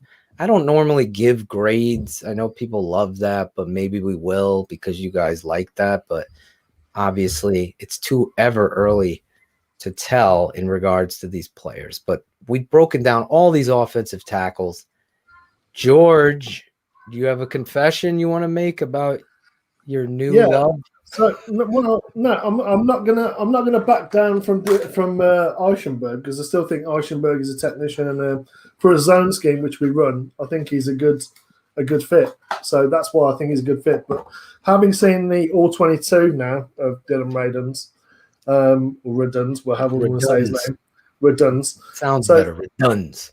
Having seen that on athleticism alone and his feet and the length and the aggression, I've actually moved him up above Eichenberg. So Eichenberg was my second left tackle. That's now I've got Reduns as my second left tackle now. Eichenberg is third. Who's your first? First is Sewell. He likes Sewell. Sewell from Oregon. Oregon. So yeah, I mean the guys like Mayfield and Tevin Jenkins, for me, that's a projection to put them on the left. They haven't played it, so it's projecting their traits to be able to say they would be able to play left. Possibly, I don't know. For me, they look comfortable at right tackle. So Darasaur, I don't even have as Darasaur. I rate as like a 5th, 6th rounder. What's the number in your draft? What are you? 20th. 20th. So you're going to have to come down to get what you really wanted. You're going to have to go up. You mean that's how you turn it. You got to go up to 4. Up to 6, up to 8, wherever 9. I saw someone just texted me that Ben. Denver. Where's Denver? Break. Where's Denver? 7. You got to watch out for them because they want a quarterback. They're not kidding. So they're going to take. They have that quarterback from Missouri, Drew Lock. That's Austin Carson. They stick with him? Doesn't sound like they're happy with him. Right, and they got Vic Fangio there, who is friends with Coach Sinagra. Coach Sinagra gave him his first job, your buddy there. Yeah. So he's there. I don't know. He's got defense on his mind. Von Miller's getting older. How they handle that. Kwity Paye. Kwity Paye went 4th in our draft with our guy Bullets through the whole draft of flux. But I love Kwity Paye. Like that's one of my favorite players in this draft. Providence kid, huh? Yeah, the Rhode Island kid. I love that kid. But I don't know if he's going 4. If he did, then we got to do something for Bullets because he took a lot of bullets for taking him at number 4. But listen, I feel comfortable. I'm going on the record right here as we wrap up. I feel comfortable like my father in saying Vera Tucker is the guy that I said, I don't understand how anybody's talking about this kid in the first round.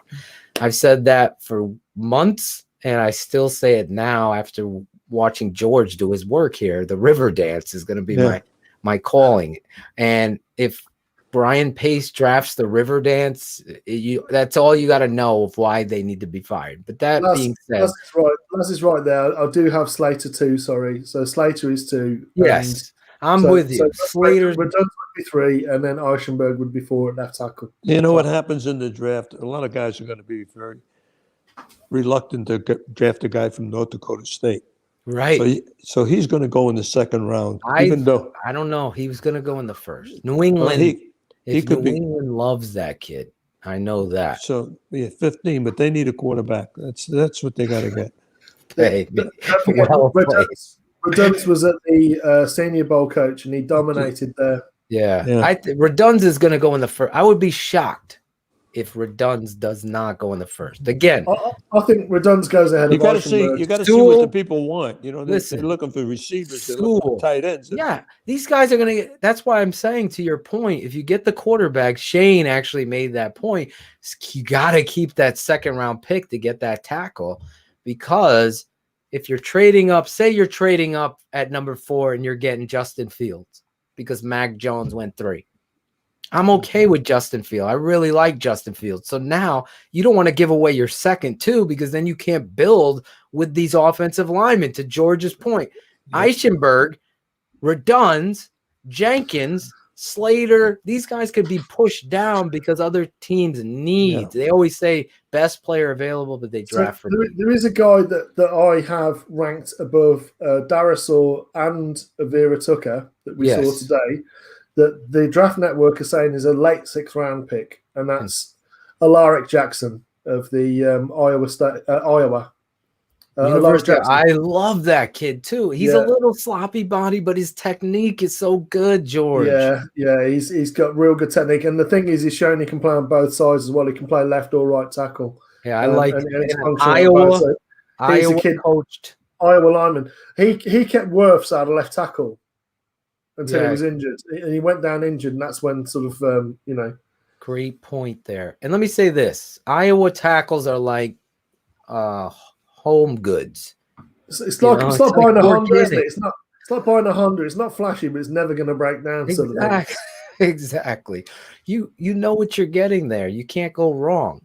I've seen Iowa linemen go undrafted and become 3-4 year Pro Bowl players. That's on the NFL for that kind of shit. But anyway, what happened to my dad? He got disconnected.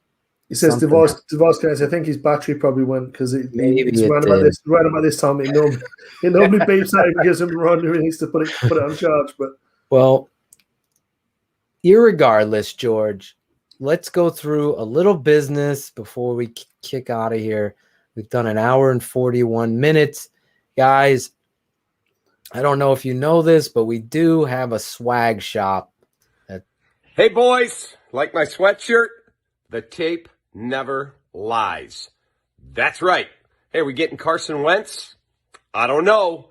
We didn't, but I'll tell you this. You could get some swag. My dad is back. You're back. The battery died? No. No? Phone call? Someone call, and I shut him off, and I don't know what the heck happened. I could see you guys. But we're going to get you a laptop, like one of those Chromebooks or something that you just be a guest and it'll shoot on you, and we'll go from there. But that being said, this week, a lot of people sending me pictures of them buying swag and wearing the swag. Look at little Tate rocking the swag. He had a goal today in soccer. Is that right? Game. He was very impressive. Shane rocking the swag. Look at Shane. Hey, Shane. Shane rocking the swag there. So if you've gotten swag, send me the pictures. I want to put it together. You wearing that. I've got a little surprise for you, Phil. Do you? What? Yeah, I've now got my top 100 ranked players listed on the Draft Network, and I've done it as a list for patrons, which I'm willing to give you. I'll give you the link so you can put it on the patron site. Yeah, we got to do that. Because I got to get mine out tomorrow. If I just put it on screen, as you can see here on the left, so you can see the top of it. I'll just go through like the first, and you can see guys. Smith. Yeah, I'm with you. Waddle, Smith, Slater, Horn, J.C. Fields, Trey Sermon. You got high. Yeah, I've got him above Etienne. I think he's a better back than Etienne. There's my boy, Quiddy Pay Bullets. There's Mayfield, 17. Newsom. There's Redunz. Well, you There's got Mayfield Eichenberg. higher than Eichenberg on your. Yeah, but You've I see come him as around to Mayfield, huh? I see him as a right tackle, Phil. I don't see him as a left. But Oh. I think he's a better right tackle than Eichenberg is a left. Wow, So I'm surprised by that. Would I be, guys? We're gonna put that up. Me, Shane are gonna rank our top 50 or 40. He always gets crazy with me, but at least 40. I'm gonna give you. Davis Mills, we broke him down. I love Davis Mills. I think he's gonna sneak into the first round. I truly believe that. I don't like Kellen Mond. Round to take him. I don't like Kellen Mond. I think he is a 4th, 5th round prospect that you try to develop and catch lightning. I would never draft him in the 2nd round. So Phil, do you remember when we covered Trey Sermon? Oh, he's phenomenal. I love Trey Sermon. Trey Sermon is a great weapon. I just think running backs obviously can be found all throughout, but I'm not going to kick you because I honestly think this kid is a talent, Trey Sermon. I think he's a special back. I mean, as he showed in college in the playoffs, 600 yards in 2 weeks at college playoff level against Northwestern and Bama. Mills to the Bears at 20. Would I be shocked? No. Would I be upset? I wouldn't be upset either because I really believe in this football player's ability. If I could move back 5 or 6 picks and get another, let's say 3rd or 4th rounder, then I'd be happy taking him. I honestly, the first round, but I'd want it later in the first round. 20 is just a little bit. If you can always get, you want to try to get picks. Depends who's still on the board as well, doesn't it? Exactly. I mean, if one of your top tackles is still on the board, you take the tackle and you see if Mills is there, or if you want to move back up into the first and get him. It's become in vogue because Shane had said it a month ago about Davis Mills and the New Orleans Saints. That's that type of pick they would make.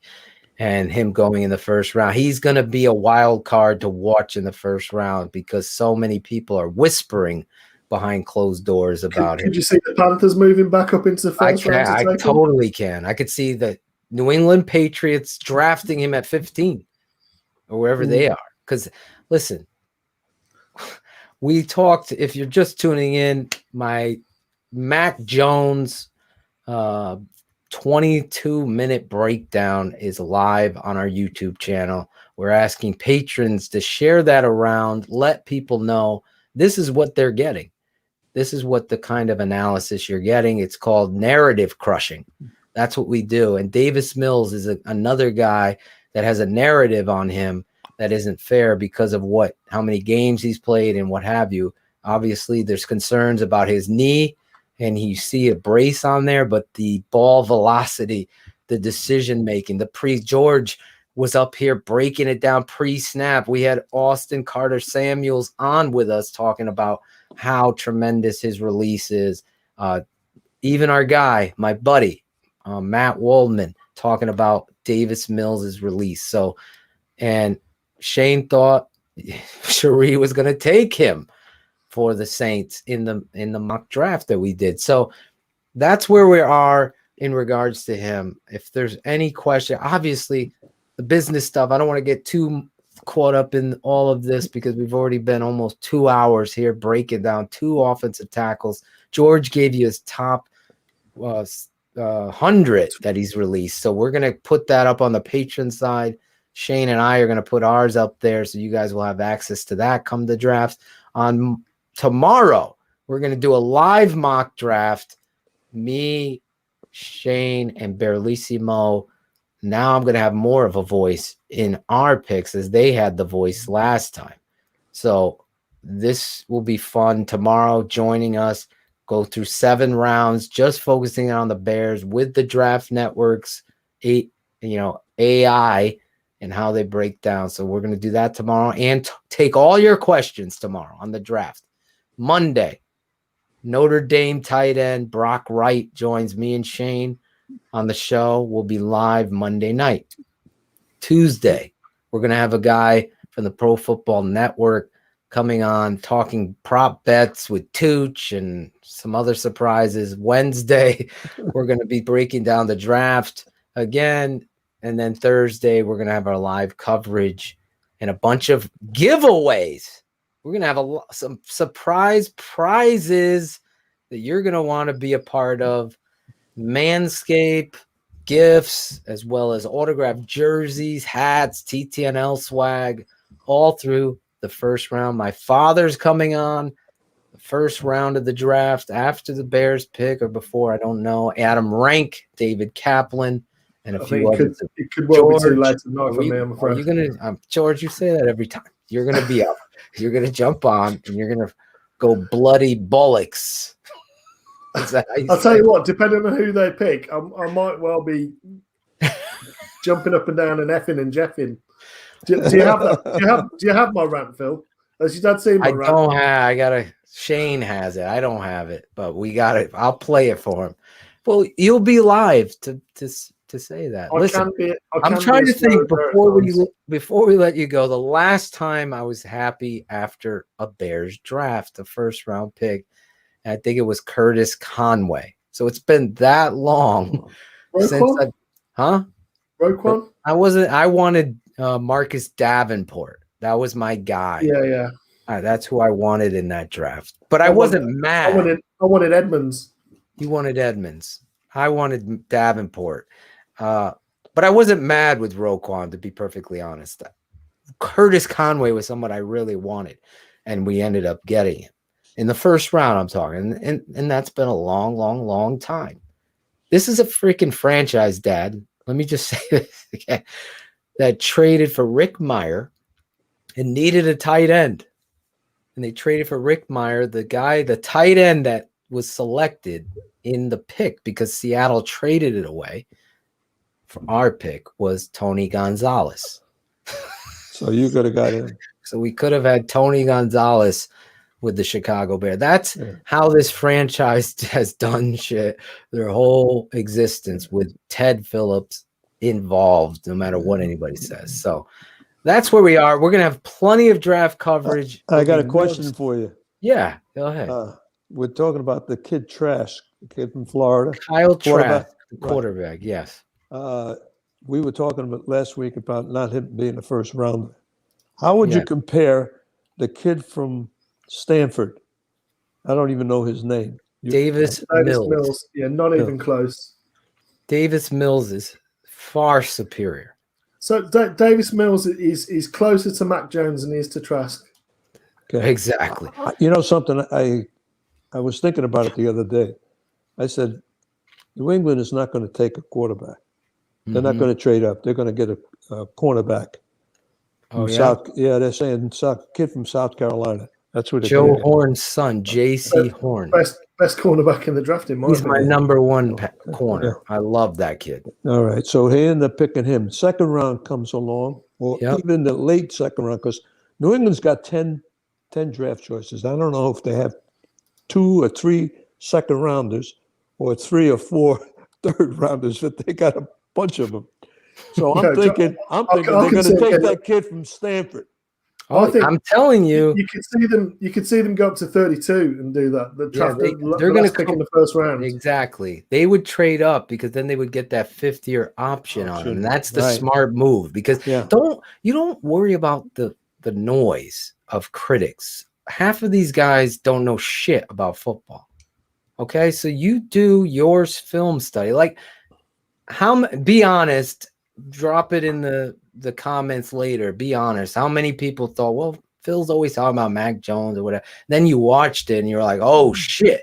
That has been everybody's been DMing and texting and doing. You totally fucking changed my mind. That's why I'm proud of our network, and that's why if you're just listening in, I was thanking my dad because he was the one who got me to that point. My best move though is probably not having to trade up and get a Tevin Jenkins. I just love this football player. I know George doesn't see left tackle, but I do, and that's okay. But the reality to me is there is a cultural a goose egg that's missing in Chicago, and it's about an attitude. Give me, even if it's Eichenberg or whatever, they all have, even the kid from Northern Iowa, you see it. There's a temperament and attitude that I played Leno on this show purposefully to remind you that's what you're dealing with. When Shane and Carr say, well, they're going to put him at right. That's why you stink. That's why you're not good. Listen, while we're on Oklahoma State, I was watching the beginning of the week, and I saw this receiver.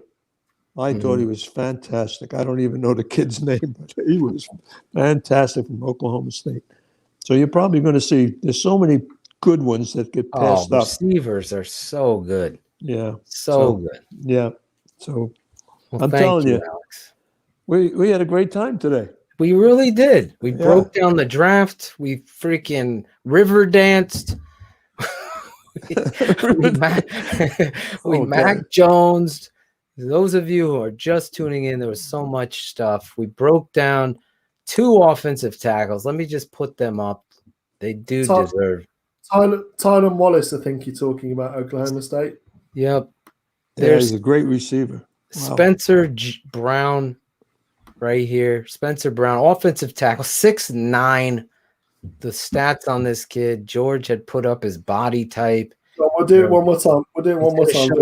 And I'll leave this picture up to show you. Look at the jawline on this kid. He looks like he's an extra in the freaking he looks like he's the before and after. Yeah, look at him.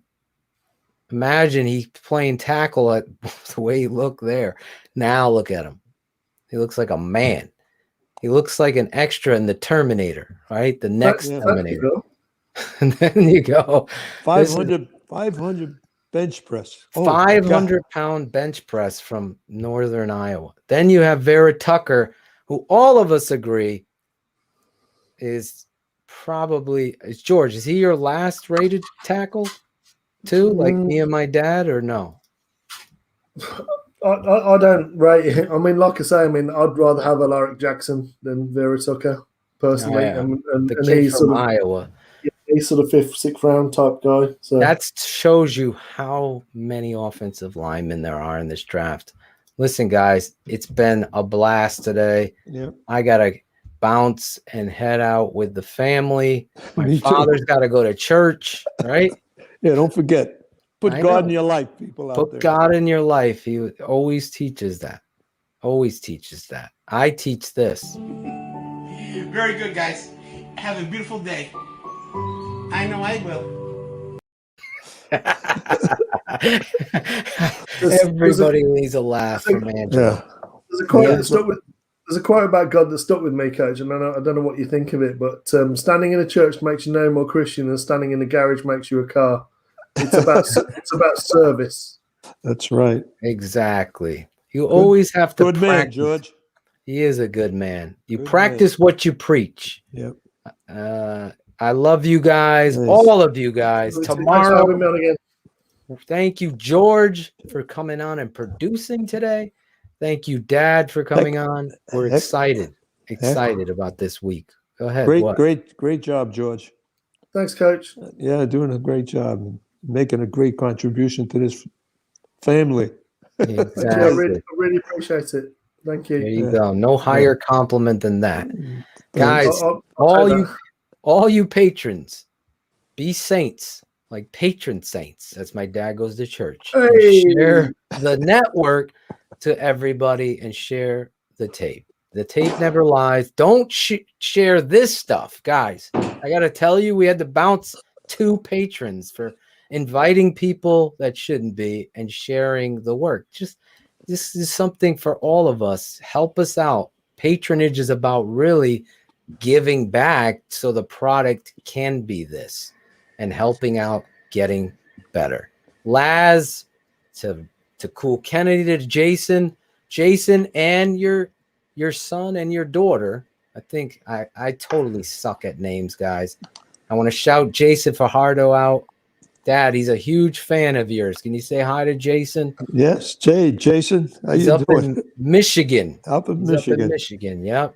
Great Shout place. you out, Jason. Mike Williams, you're here every week.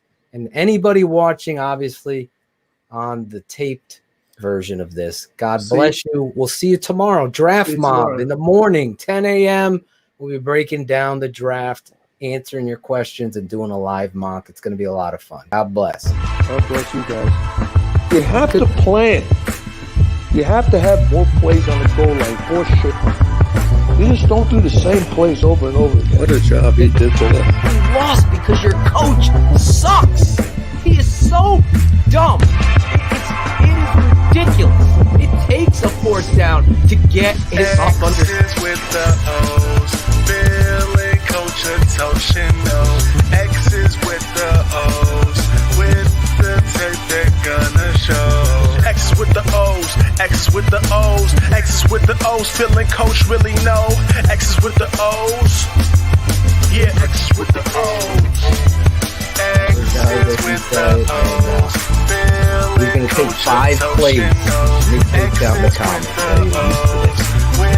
All right, you got to look at this.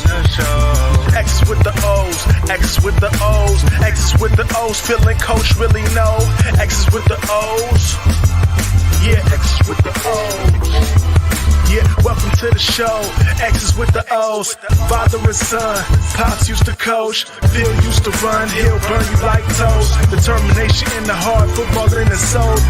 Breaking down the tape, keep you on your toes. Smash mouth up the gut. Watch close like the front row. Blue 30 hut. 3-step drop, can't rely on the punt. Scoop blocking, hard knocks like instrumentals. Coach O preaching footwork and fundamentals. If the O-line blocks hit the second level, dedication to the game is all mental. Dash pass of the outside zone. Gotta max protect, blocks feel right at home. Trolls in the blog, boys leave your cleats at home, cause this is our red zone. Yeah, X's with the O's.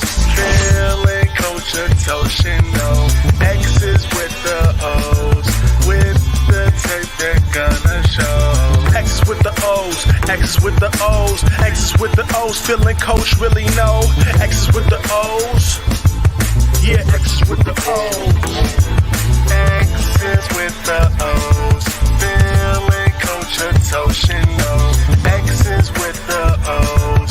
With the tape they're gonna show. X's with the O's. X's with the O's. X's with the O's. Phil and Coach really know. The tape never lies. Tape never lies. Game over.